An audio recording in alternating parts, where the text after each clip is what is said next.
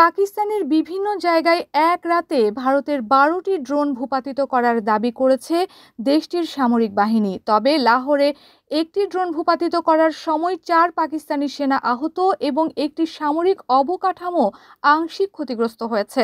পাকিস্তানের আন্তঃবাহিনী জনসংযোগ পরিদপ্তরের মহাপরিচালক লেফটেন্যান্ট জেনারেল আহমেদ শরীফ চৌধুরী এক সংবাদ সম্মেলনে এই তথ্য জানিয়েছেন। তিনি বলেন, ভারতীয় ড্রোনগুলো পাকিস্তানের লাহোর, গুজরানওয়ালা, চকওয়াল, আটক, রাওয়ালপিন্ডি, বাহওয়ালপুর, মিয়ানওয়ালি, ছোড় এবং করাচির দিকে পাঠানো হয়েছিল। এদিকে ভারতের হামলায় নিহতদের রক্তের বদলা নেয়ার হুমকি দিয়েছেন পাকিস্তানের প্রধানমন্ত্রী শেহবাজ শরীফ।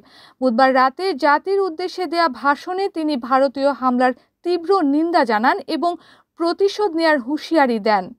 Happy Rahman, Padma news.